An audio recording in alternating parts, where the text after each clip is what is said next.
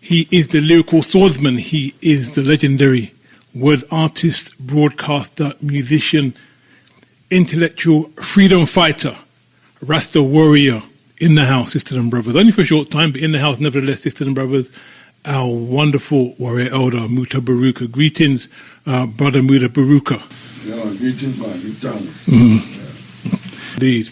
So, yeah, and yes, brother Mutabaruka, welcome once again to the bowels of Babylon here in the UK, Africa, UK. We want to welcome you officially to Galaxyafiwe.net, our humble studios here in London. What brings you to the UK this time, Baba Muta? Yeah, we was invited here by Emmanuel to do 2 performances, one in Brixton and one in Birmingham. Mm-hmm. Plus, we have been doing some book signing. Mm-hmm. A book they just released called Lyrical Swordsman. Mm-hmm. Lyrical Swordsman. Mm-hmm. It's a book about the 2 programs that they do on the radio for the 30 years and the impact that it have on the world. Mm-hmm. And when I say the world, I mean the world. It was done by 2 students from Vienna University. Mm-hmm. And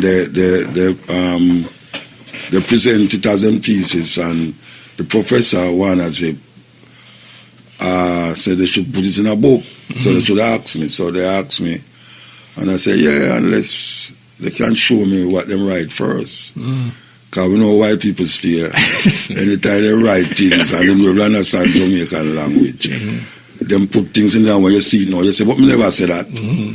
So in order not to say we never say that, we took the book, took the script. I mean, my wife got out the book, you know, bone for bone, pencil for pencil, cross out what we want, cross out, and throw what we want, throw, eh? Mm-hmm. And give them back and say, oh, this is how it's supposed to go. Mm-hmm. So the book is out. Ian Randall is the publisher. Okay. And Dr. Karen Cooper, they call her PhD, Mm-hmm. is the person who write the preface for the book. Okay. And now we have it in England here, distributed by Emmanuel, Ghanaian. Yes. African man. Beautiful. So the 2 shows is something that we're looking forward to, because we've been here so much time, you know, doing it, and people are always listening to the program. So the program is what keep it abreast in England. And I was telling my friends a while ago that Galaxy was the first radio station in England to push the cutting edge from them time there. 30 odd years ago, I think. 30 years. They are the ones who make people know that the cutting edge is a program to listen to. So them used to take the tapes them.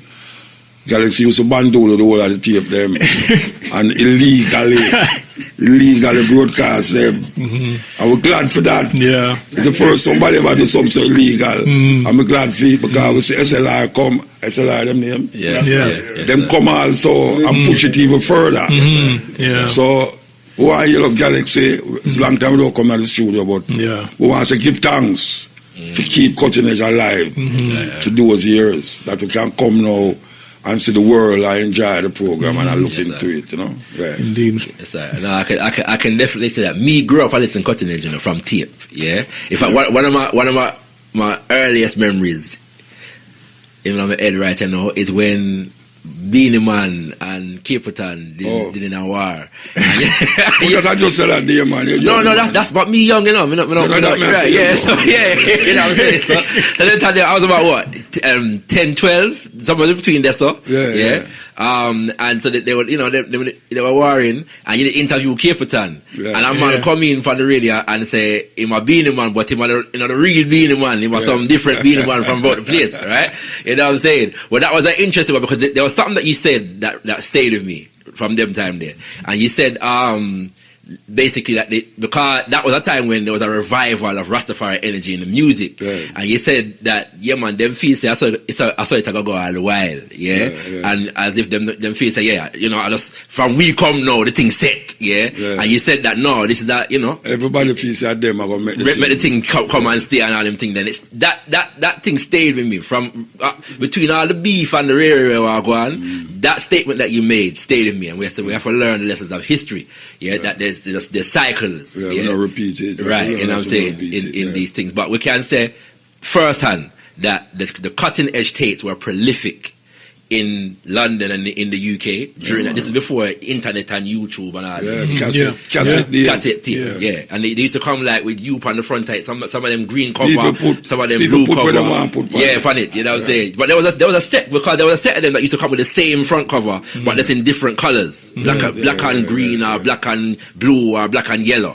You know what I'm saying? So, and I want to ask you this question, because me first know about you because my father played your record in my house, particularly Outcry and Mysteries Unfold, and then we have the rest of them as well, But I first come about you as a poet and an artist, But then you have a whole next legacy now. There's a whole generation of people that don't know Mutabaruka, the poet.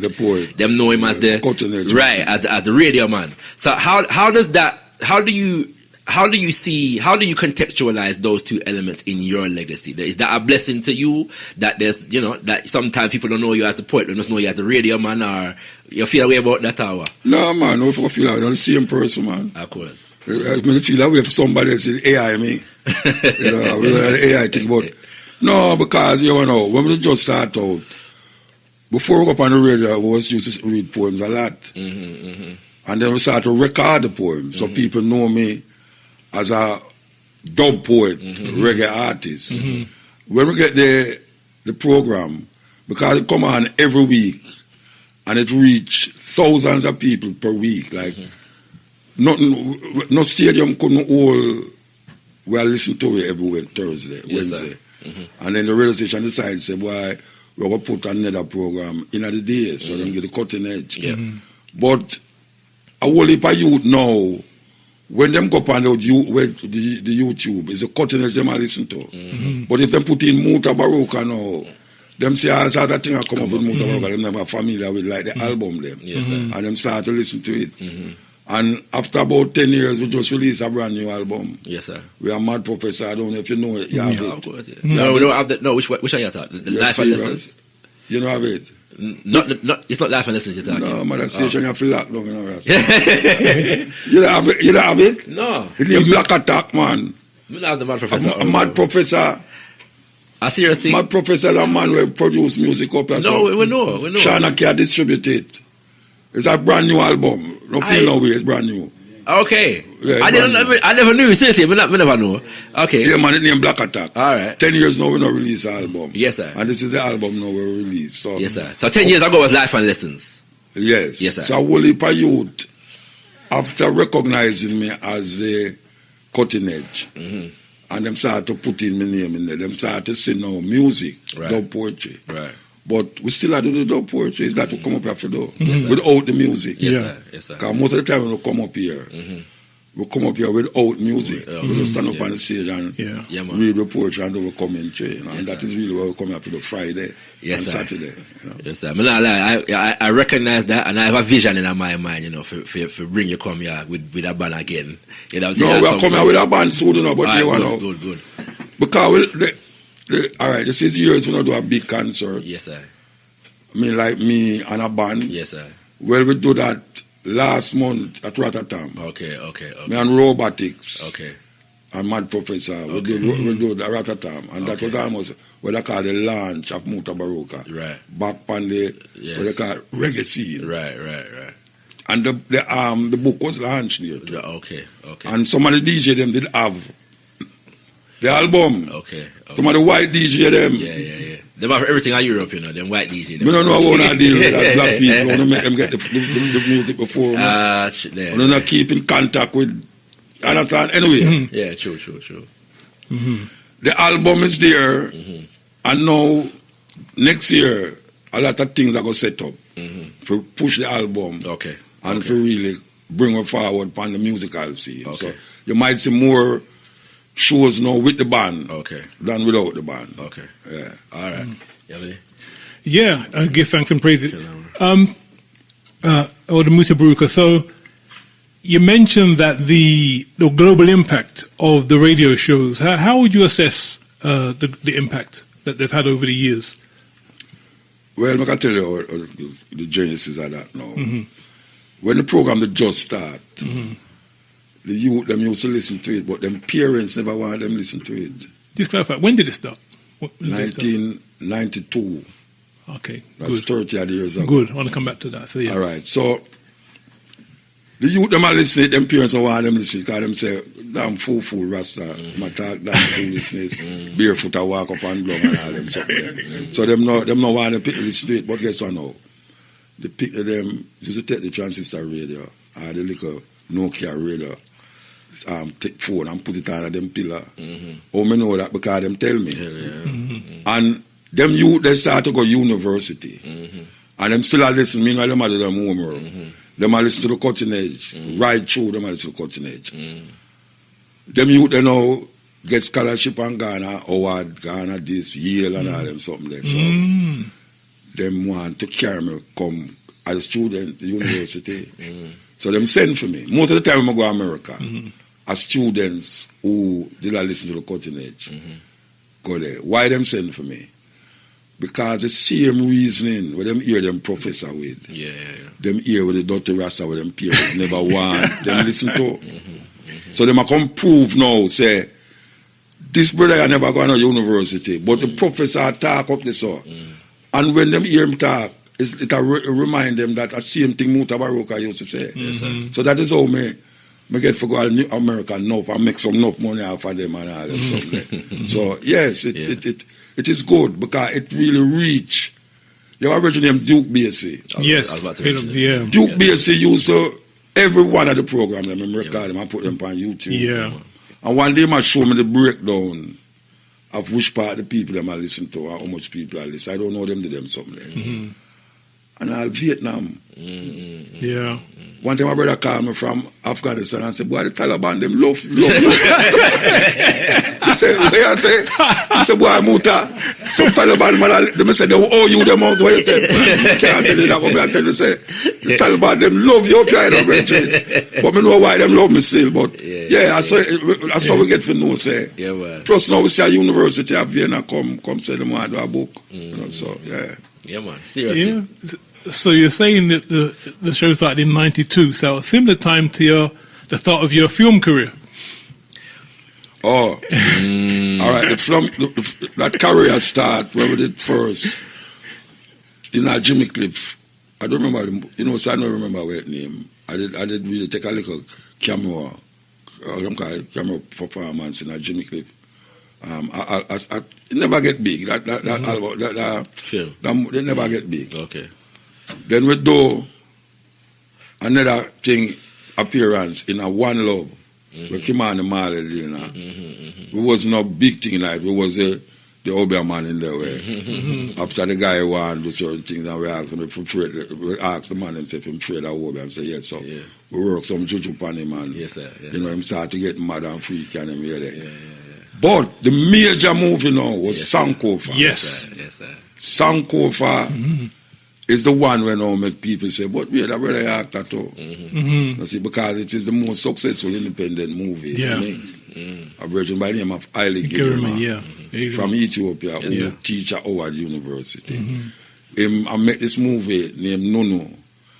And some ladies who me know in Washington say, why if you want a brother named Shango, them they are Jamaica, you know. Him name Mutabaruka. So him come at Jamaica and him say, boy, him want me in a movie. And I say, well, let me read the script. And I read the script and I say, why? Man.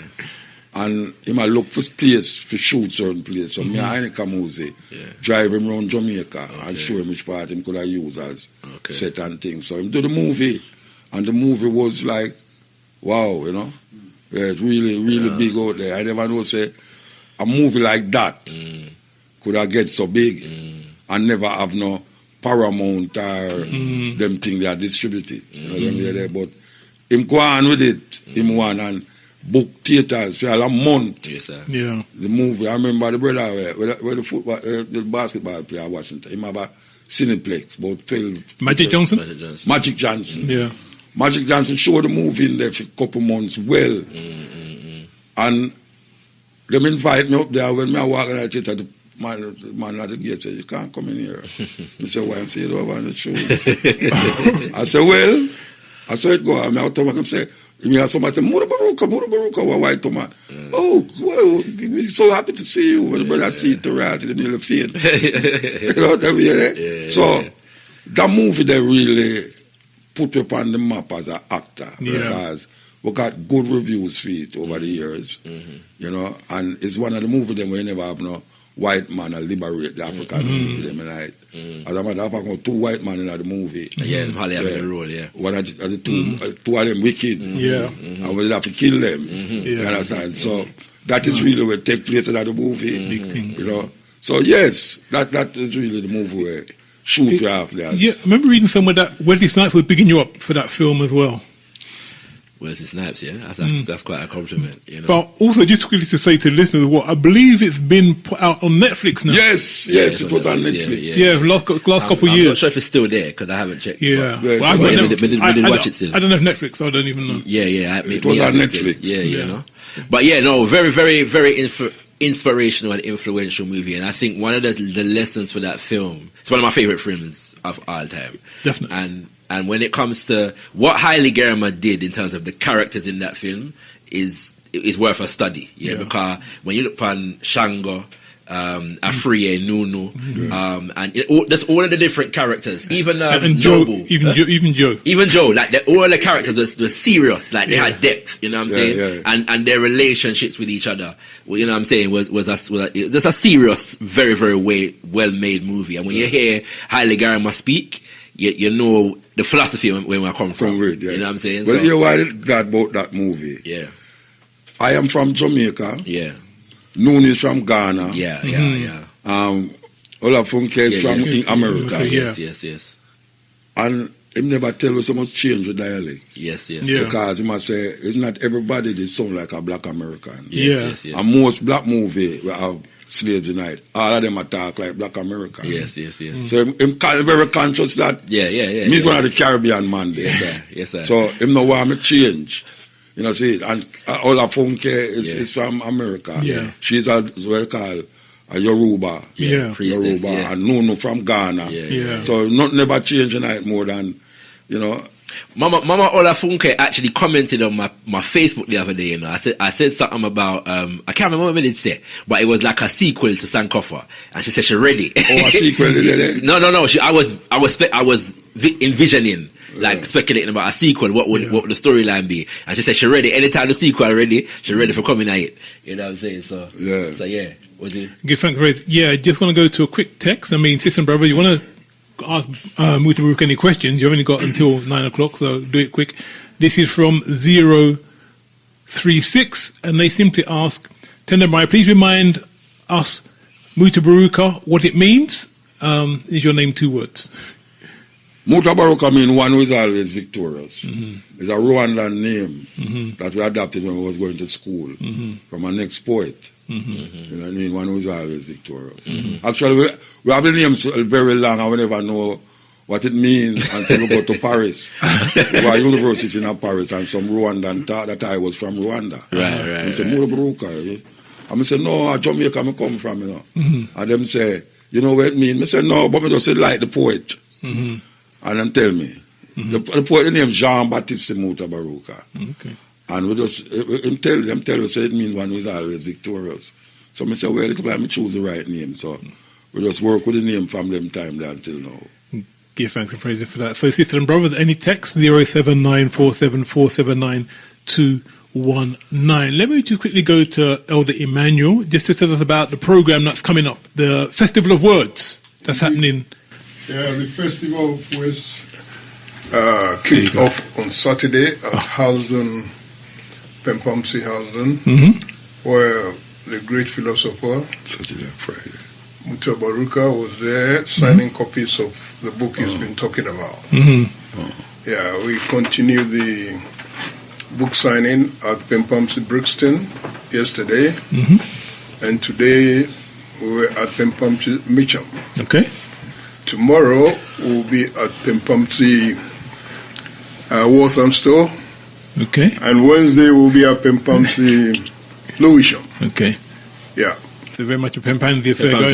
That's right. Very much so. Pempamsi are the sponsors. So. I have to thank you, Uncle Emmanuel, as well. You know, cause I'm a part of a spoken word collective called Best Kept Secret, and you gave us the honor when you had your World Power Festival one time to open for Mutabaruka once. That's right. I'm glad you remember that. Yes. I want to give thanks for that.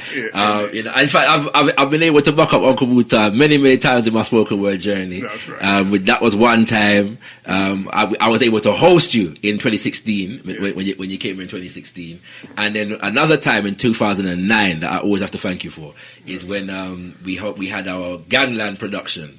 And you attended. We never know. Let me tell you the story. Yeah. All right. So we're backstage, right? We're about to open. It's the second night of the production. Yeah. In a East London, Bethnal Green, one local theatre. Yeah. And so we're waiting for the cue to start the show, and nothing now go on. Yeah. So we are on this. What go on? All the people now start the show. With the light them there, with the music there, right? And so the sound engineer, I think it was, came and said to us, "But no, what it is." Mutabaruka outside, we are trying to find him a seat. So we said, what? All right, take your time, yeah? You know what I'm saying? Everything blessed, you know what I mean? Yeah, there's no rush, you know what I'm saying? All right. So we do the show now, and you know what I'm saying? We never know where Uncle Muta did the whole show, because the place dark, yeah? All right. When I tell you, when the thing finish, yeah, and the people in my clap with, yeah, who comes to the front, yeah, but Mutabaruka, and all of us each individually, yeah. Wonderful. It was, all of us were just floored, yeah, by that experience. That the fact that he was there and the fact that he showed that level of appreciation at that time. So I want to give thanks to you again, yeah, for that honor there, you know, as a poet. Because like I said, I grew up listening to Mutabaruka. Yeah. And so as a poet, there's not many people that could honor me that would mean much more to me than a Mutabaruka honor. So we give thanks. Yeah, we give thanks. Yeah. Any more takes? I got a question still, but you never done talk, you know. Oh, sorry, you know, done. Sorry. Sorry. What we've had so far from the book signing are only preliminaries. So right. The main show is at Lambeth Town Hall. Okay. On Friday, the 10th of November, from 6 to 10 p.m. And on the show, we have Robin Walker of the Black Secret Project, Imani Uleni, who is a children's book writer. We have Pamela R. Haynes, who is also a very prolific writer. And we have William Marshall as well, author of the Hidden Science of Melanin, big things. Who runs the Hidden Science Project. And to crown it all, we have the great man himself, live and direct from Kingston, Jamaica, the one and only Mutabaruka. As we've been discussing, I saw the book that he just written with others, and I was very pleased to note that Muta had an association with one of the greatest drummers to hail from the motherland, Kofi Ganaba, yes, who was a divine drummer. He was in the movie SANKOFA, yeah. That's right. Yeah. Ganaba was, out of this world. Yeah. Quite literally. We called him Odumankuma Chirema. Odumankuma is the Almighty. Drummer. Chirema is the drummer. So he drums for the Almighty. And it was really heartwarming for me to realize that this great philosopher had an association with him. Because I did have an association with Ganaba as well. Right. As a young man, just out of college, I did promote him. I took him to the Kwame Nkrumah University of Science and Technology to do a duet with one other guy, a flutist called Uf Tego. Yes, sir. Yeah. So coming back to where we are now, Muta will be performing on Friday, 10th November from 6:10. Tickets are being sold at Eventbrite or Pempomsi shops. Tickets are £25. Then on Saturday, we're off to Birmingham, where he will be performing with one young lady, Janelle Antonacia. And also, I forgot to mention, one of the performers, another young performer, who will be performing as well. It's called Grima the rapper.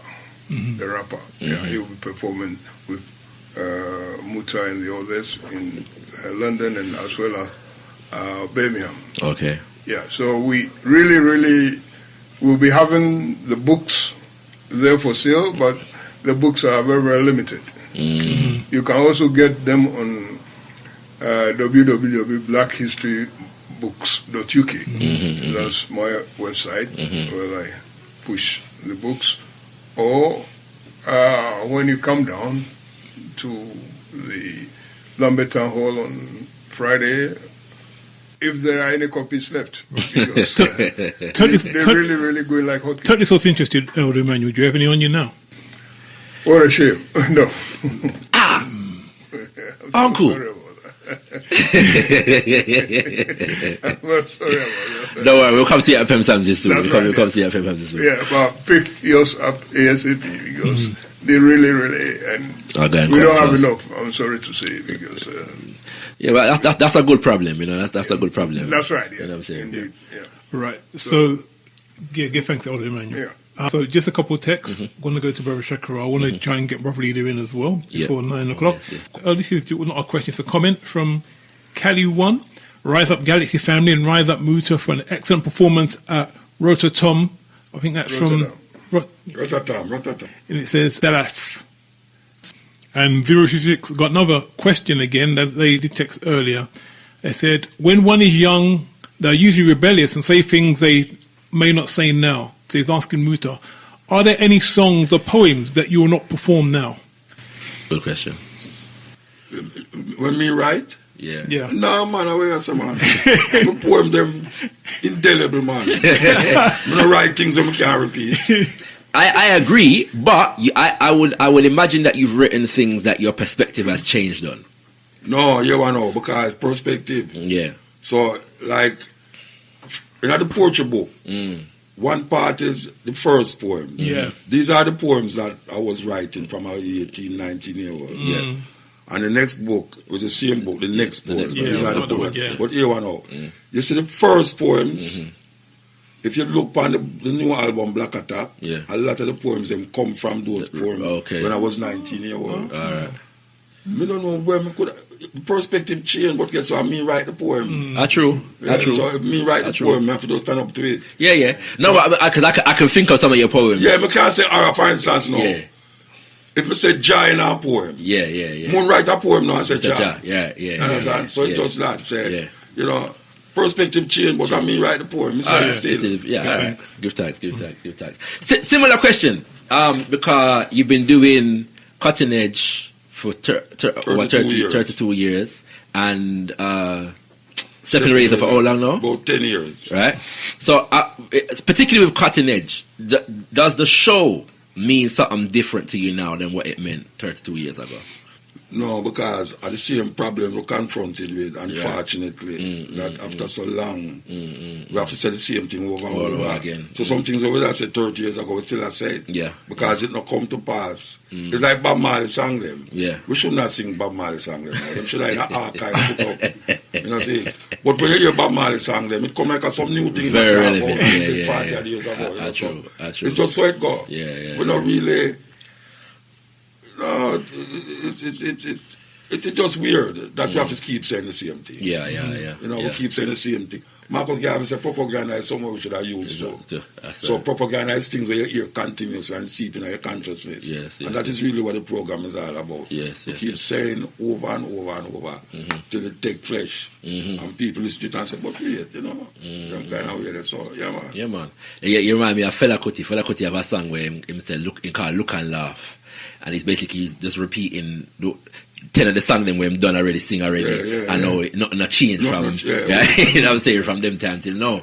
Now, Fela, I'm a virgin to him. I know. Hey, Not Ghana. Nigeria. Perform with him, Let me just quickly go to another quick text. 613, give thanks 613. You can text in Still Sister and Brothers 07947 479 219. And they say, Muta, are you still in disagreement with Phantom Moja? I mean, Phantom Moja relating to his disgusting portrayal of our queens in his video. So, I have to admit, I'm not familiar with that. You're not familiar with it? No. Yeah, I'm familiar with it. Well, you know, why should I don't disagree now? When I disagree, then I'm not sure you say, there's certain things I mean to say it, you know. I'm still hold on upon it. I tell him to apologize, I'm not apologize. So when I feel so, I'm a damn thing, I'm here to do my thing still.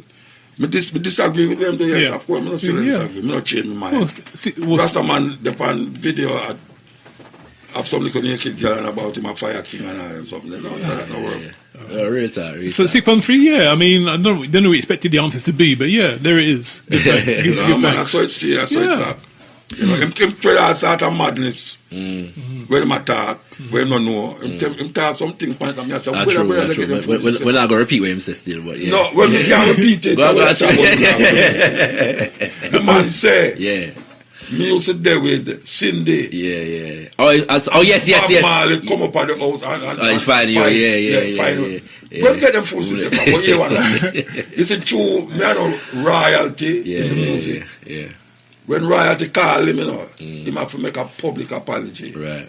And him apologize to Cindy. Yeah. Total apology, but him say him not apologize. Just to you. Yeah.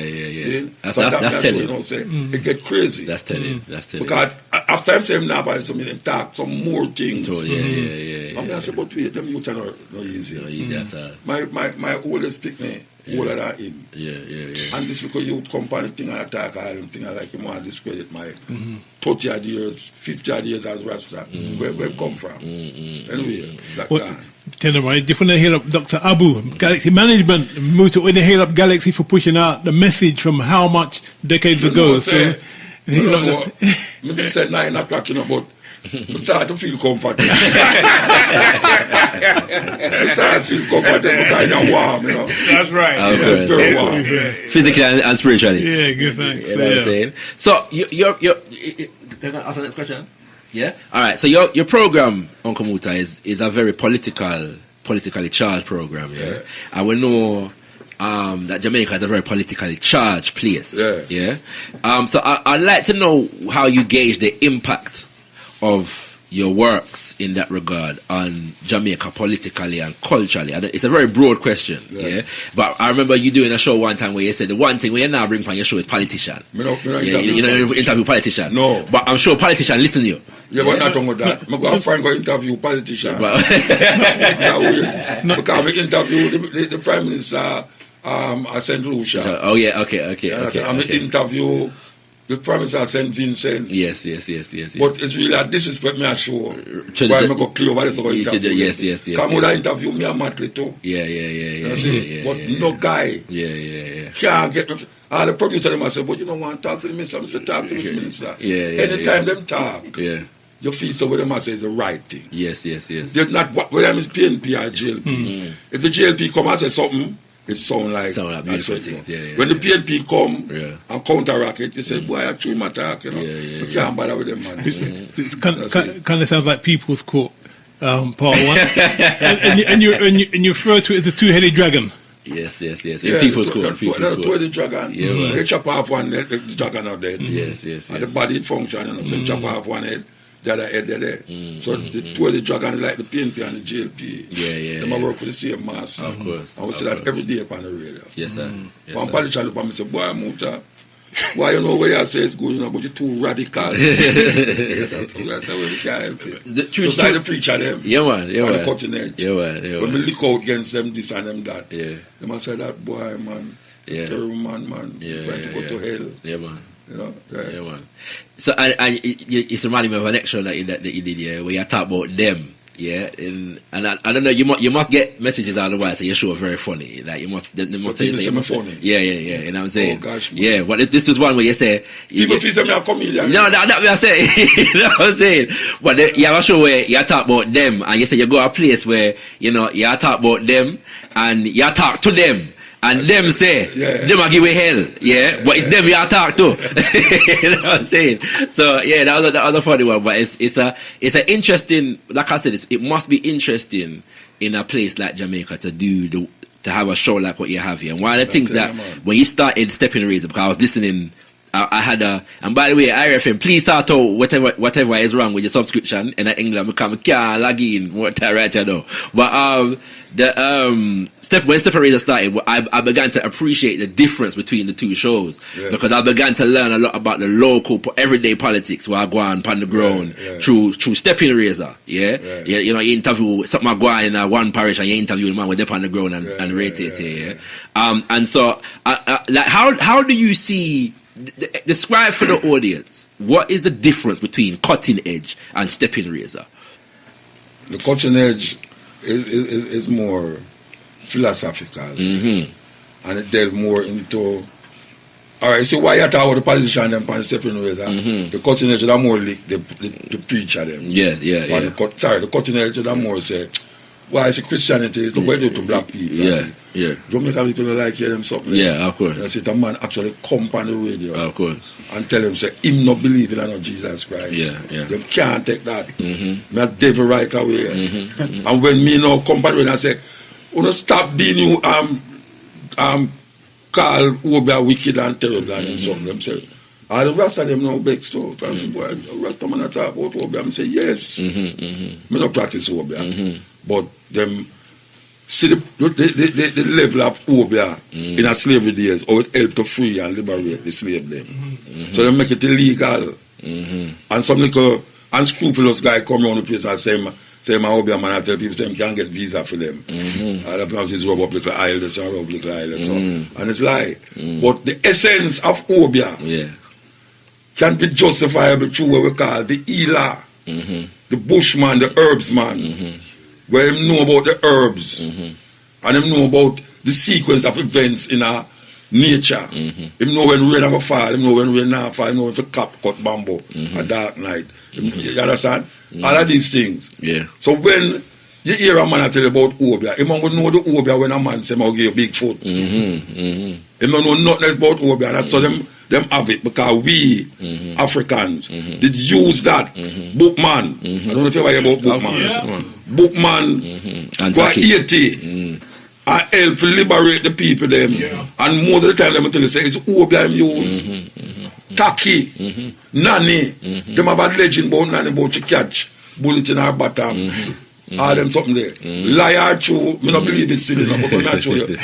Obia can go. Me go in a 80 and say voodoo ceremony.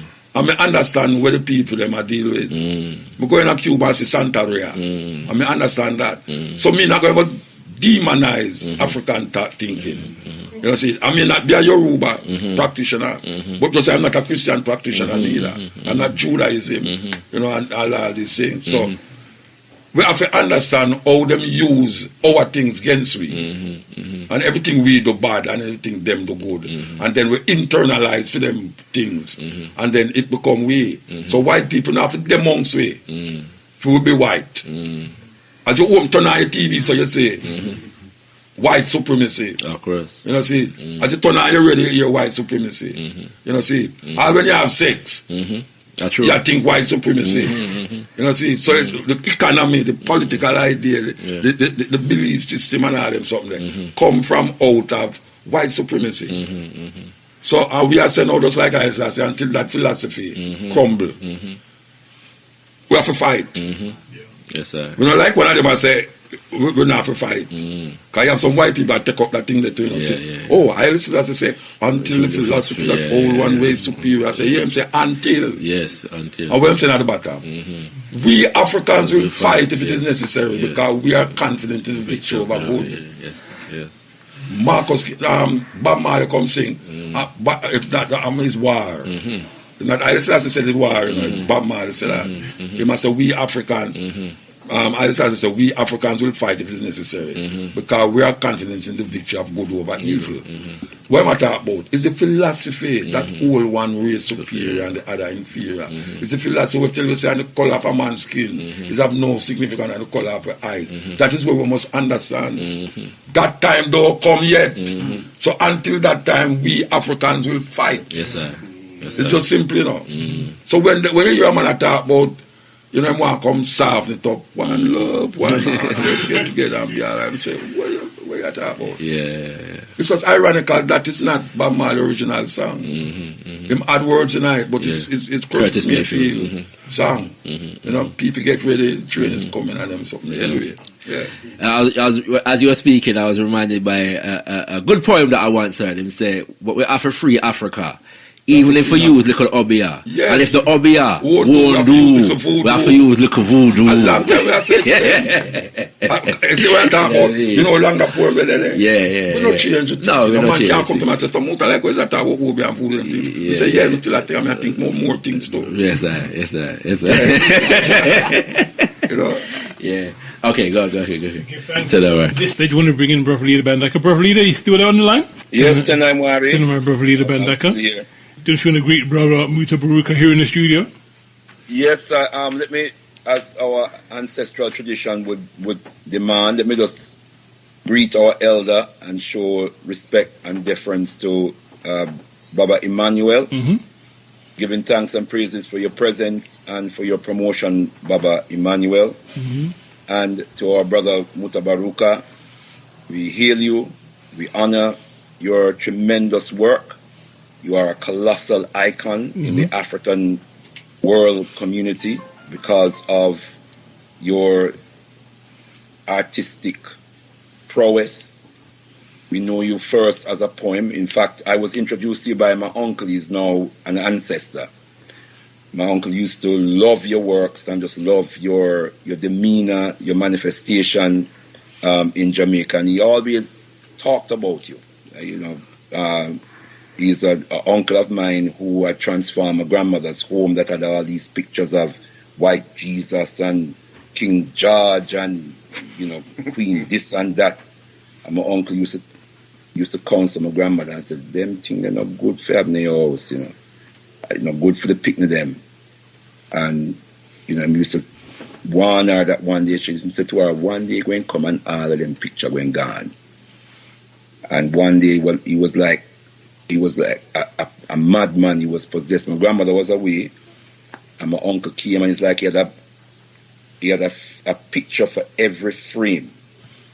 And he went through the house and took down all of the white picture them and replaced them with Haile Selassie and Lion of Judah and Marcus Garvey and one word or something. And I'll never forget, even though I was upset with my uncle because he upset my grandmother, but I'll never forget the impact it had on me emotionally, mentally, intellectually. It just the imagery, the power of the transformation. That is the uncle that used to talk about Muta. Now we talk about Muta, the barefoot Rasta man. Big up. Yeah, give thanks. And that is the uncle who shaped my African consciousness and planted some significant seeds that made me the liberated thinker that I became. And I want to hear you, Mutabaruka, because you helped me not only to ground myself spiritually and culturally, because I loved your poetic works, but you also helped me to raise my children and to shape and to promote and cultivate their African consciousness, and also to develop their own artistic skills as well. Because as my son said, Shakara, I used to rinse Mutabaruka in home. I had about 4 or 5 year albums. And alongside culture, and burning spear and Abyssinians and so on and so forth, Mutabaruka was high on the list. Of course. So rinse your works, Brother Mutabaruka. The value of your work is just tremendous, and it will, and I am sure everlasting. I don't even think the world of Africans even yet realize how monumental a contribution you have made. I don't even know if you even realize yourself as you speak, because I think that it even transcends you. It's bigger than you. I think it's coming from an ancestral source, and it has come through you for a reason. And for whatever reason, the ancestors have chosen you to inspire us in the way that you have. We give thanks and praises, and we value and we treasure you. Brethren, give thanks. Give thanks. Go ahead. No, I just say give thanks, but I have nothing to say. I say give thanks. After you say all of that, man, I sit down here, what if I'm me, matter? In case you think that, this is his song. That's my father speak, you know. Oh, yeah? So, yeah, that's my father, you know. So, yeah.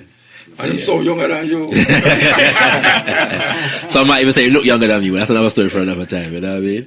All right, kings and queens. Brother, you have anything? You have anything more to say, Relida?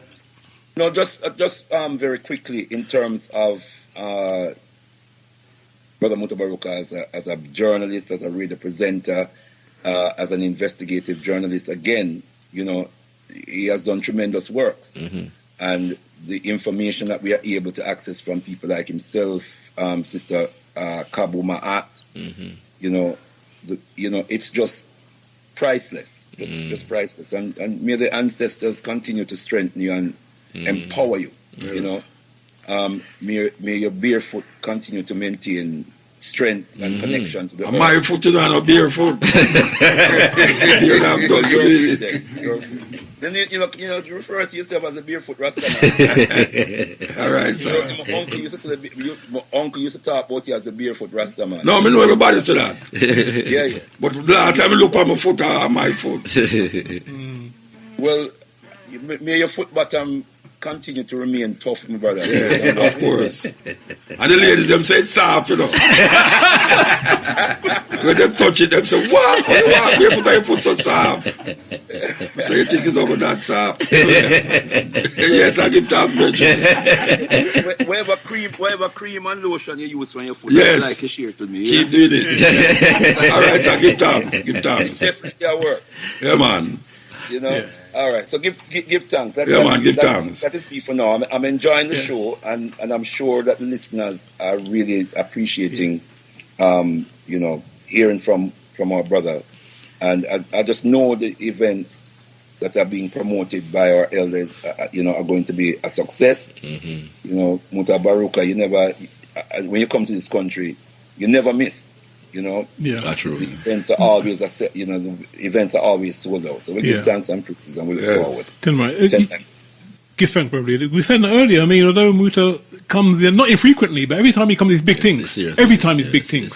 Some people, you kind of think, okay, yeah, I saw it last time, but no, every time Muta, it's an event.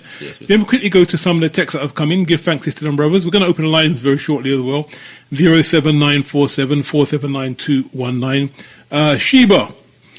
Blessed Rastafari greetings. Give thanks for an uplifting session as usual. Brother Muta, big thanks for ever inspiring lyrics and levity. Your work has so strengthened and inspired a young Rasta coming true. More strength, more love. Give thanks, Sister Sheba, for that. Got another text in here from 036. Tenebra once again, Muta, who has been, if anyone, your greatest influence, or what event or instance has impacted you?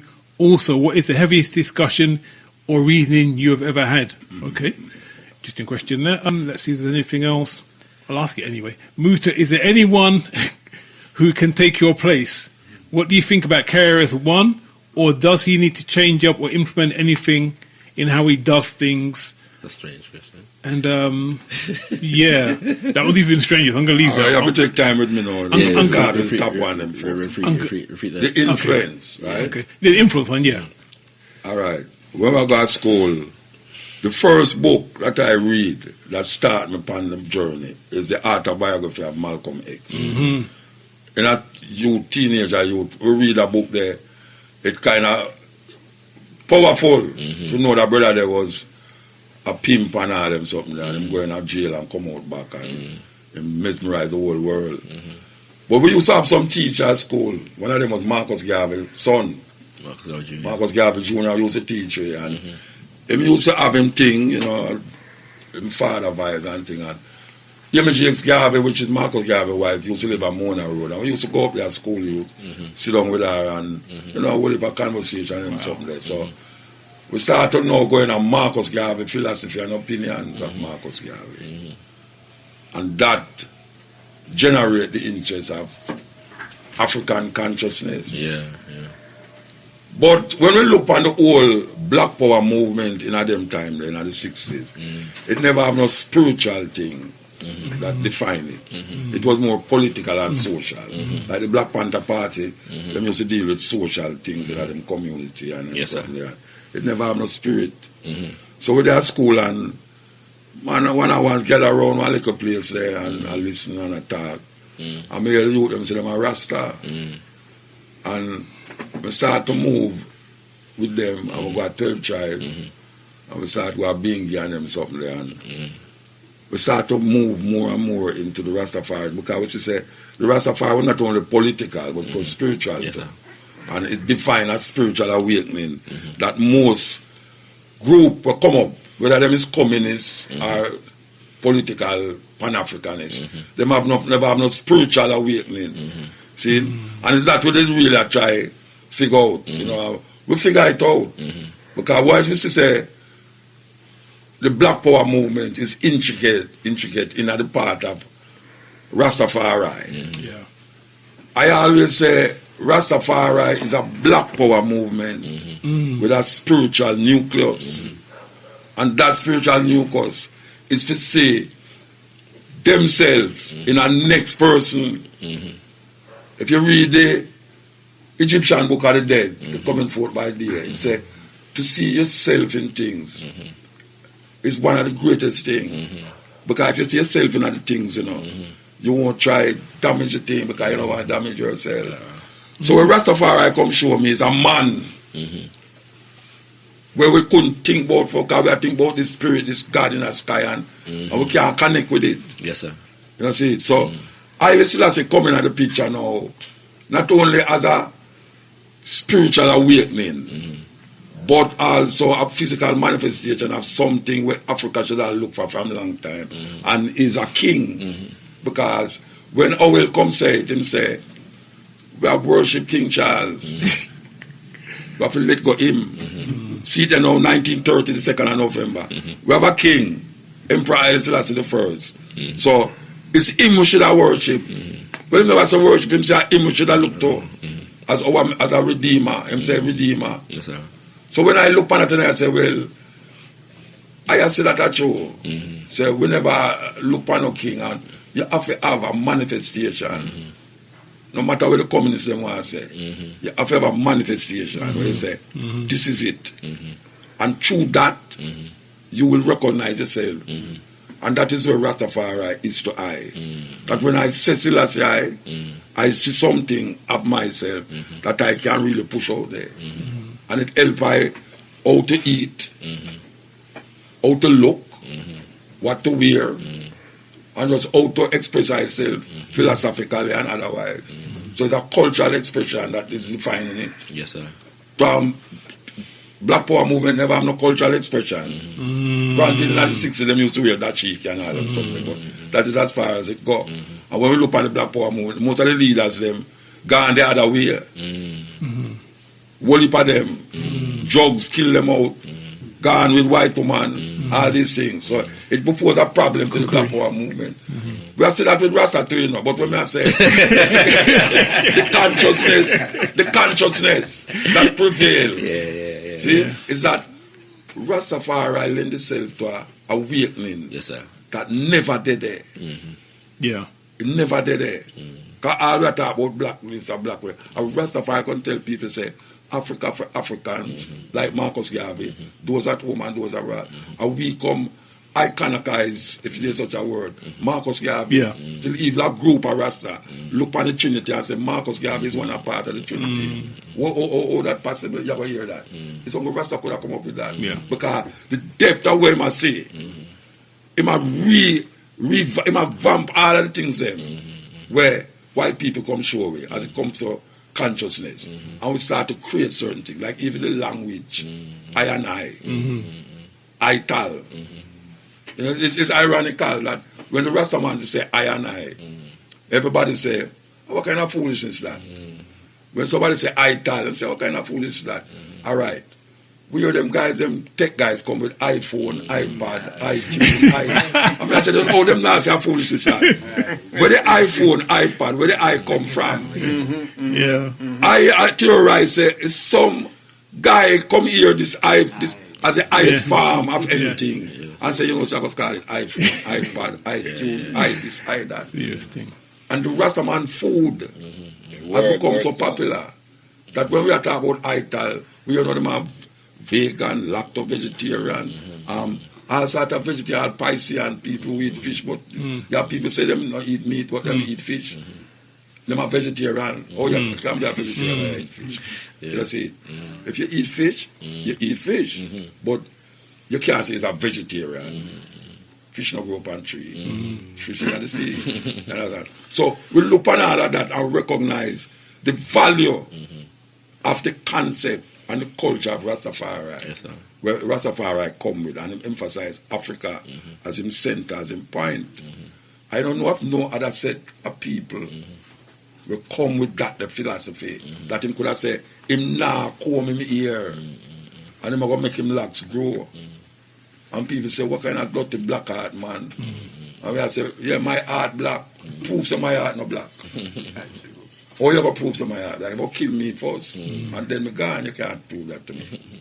So the black heart man is where pressure the system. And the system can't take Rasta. Because the black heart man come with some talk where them get them foolishness there from? Jesus is a slave ship. Where we get that from? Yes, you don't know say Jesus was a slave ship. They says Jesus of Rubek. The first slave ship, the ship protect black people from Africa, come on, that's all. But me did I hear the Rasta man say to me, I said, where them get them foolishness there from? Me used to say it as a youth. Say, Jesus, slave ship. But me come read now and recognize. From them same one said Jesus is a slave ship. It's just that. Yes, sir. Give thanks, Sister and Brothers. Quick announcement right on to Sister and Brothers. Call now on 0203 289 6504. Skype us on official Galaxyafiwe Radio. WhatsApp or text on 07947 479 219. Tell them, my sisters and brothers, yes, you're tuned into the Big G, Galaxyafiwe.net. Africa Speaks with our Carolyn here, speaking with the legend that is Mutabaruka. I have a question, if possible. Yeah, just to re-emphasize those sisters and brothers, lines are open. We've got Muta for a short while, so give thanks and praises. Let me just quickly go to this call, though. This is 636. You're on Africa Speaks with our Carolyn. What's your name and where are you calling from? Hello, sir, can you hear me good? We can hear you good. Yes, sir. Okay, just a quick question here to Muta. I don't know if you've been walking around like certain places like in London, like especially. Like so, before you continue, Murado, what's your name? Sorry, Critical Thinker, yeah. Critical Thinker, give thanks, Critical Thinker. Yes, thank you, sir. Thank you for letting me come through. Like I said, just a quick question. Like I don't know if you visit certain areas like Lambeth, Southwark, particularly yesterday I went through Peckham. I just want to find out your views on like how black people are establishing themselves in like as business wise, and your thoughts on the last times you've been here, and what do you think and the next question is like how do you think the progress would be for the next generation to create another movement, a black movement? What do you think it would take for the younger generation to be convinced or enticed into creating a new black power movement? Okay, give thanks, Critical Thinker. I don't know when I say about the first one, or the second one about movement and young people. I think there's enough blueprint there for one's work with already. You know, if you can't but reinvent the wheel. We have Marcus Garvey, Kwame Nkrumah, Jomo Kenyatta. You know, you go on and on and on. Mm-hmm. All you have to do is study these people. Mm-hmm. You know, see, because the thing they're already. I use this, we're going to look for another hero. We don't want no more hero. We have enough hero. Mm-hmm. How much hero we want, so. Mm-hmm. Everything that is needed to be said has been said already. Mm-hmm. So the action the youth them now must realize what is their purpose through what was said already. Mm-hmm. You know, and we hear it continuously over and over, so we can't say it never did it. Mm-hmm. You know, see, mothers who conscious, fathers who conscious, show them children them. As you say about cutting edge, you know, you cut your ears on the radio. You don't really need no more thing for come now, for come say this and this and this and that. Mm-hmm. Just what we have already is enough to liberate we. Mm-hmm. And we have to understand that. Mm-hmm. Yeah. Give thanks and praises. But it's one of the questions I did answer before that, you know, and I did have to go down the line, but you asked me to remember where you more questions in the text. Reasoning. So that one was okay, yeah. Well, greatest impact, the heaviest reasoning or discussion you've had. The heaviest had. Reasoning or discussion you've had, yeah. The heaviest reasoning and discussion I've ever had. Yeah, I think he means on the radio though, right? Is that specified or it's not general? Most on the radio won't know what I'm talking about. Yeah, all right. The heaviest reason on the radio, well, it's not even on the radio, it's on the TV. It's me and a brother named Ian Boyne. I've seen that, yeah. Classic. And Reverend Chisholm. Okay, yes, I've seen that. Yeah. When Ian Boyne used to confound me, because he say, he feels a foolish matter actually, because I'm going to listen to my program, hardcore. Yeah. But he want to bring the other reverend them from me now. And every time I bring a reverend, when the program done half here, them say, make the Rasta man come make it look like idiot up on the TV. And that go on for years. Yeah. And is a man talk to me after him realize say, him say, why you know say, I have a turn Gnostic. Because the people them who are Christian, them not really. Him is one of the most respected Christian, you know, him have church. And it's the other day I interview and next brother about a book where him write about Ian Boyne. And the brother say, him stop going to church and him turn atheist. Not him, the youth to write the book, say him turn atheist. Okay. So him say, well, I'm to Ian Boyne. Him say, you know, say, I don't really believe say Ian Boyne was a Christian. And I say, you know, say, I have reason about it already and say, I'm going to turn agnostic. Him say, yeah, man. He must really agnostic. Yeah. So, that is the heaviest thing them as it relates to religion and perspective. Yeah. Because them try to test me. Yeah. All the while, them bring these people to test me. And all the while, it come back when start to cuss them. Yes. Well, I can say your first session with Ian Boyne where you was actually talking about Rastafari, that was a moment in time. With Reverend Chisholm. No, not that one. Oh, when me and him alone. Me and you and Ian Boyne alone. Rest in peace, Ian Boyne, though. But it's too late to say that. Well, I true still, you know. But that reason, the Rastafari reasoning, was a very significant moment for many people. Even Rastafari, because I think that was the genesis of a lot of people's new faculty of interpretation to quote Martin Moplano. A lot of people got that from Mutabaruka in that particular interview right there. So I want to give thanks for that. There's more callers on the line. So there is. Going to quickly go to a text, Brother Kwame Obaje. Tender my kings and queens, Baba Mutabaruka is an inspiration. His poetry lyrics are so dynamic as well as conscious. Big up to you, Mutabaruka, Brother Kwame Obaje. Right, I've got 3 callers on the line. We've got Brother Kwame Osei. We've got caller ending number 238 and caller Nia Norris. So we go to Kwame Osei right now. Greetings, Brother Kwame. Welcome to Africa Speaks. Tanamawi family. Because I know callers time, so I'll go straight to my question. So, had Mother Muta been to Ghana, my country of birth? What do you feel about Ghana? And does you think that the spirit of Nkrumah is there, or the spirit of a vampire is there? Well, you know, Ghana, I love Ghana.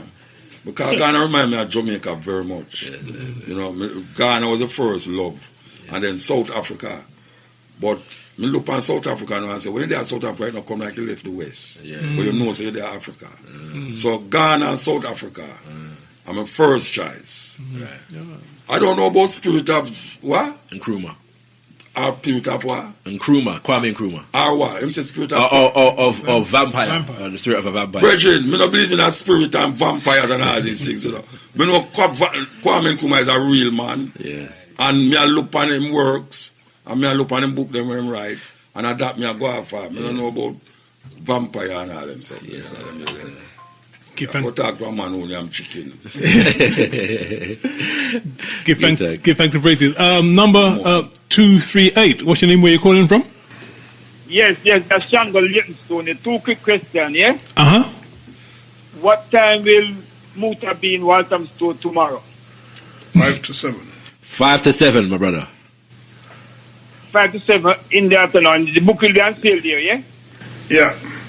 If there's nothing left, yeah. So get there at 5. Get there early. You know? 4:30. Yeah, you know. Okay. The next question is, yeah? Uh-huh.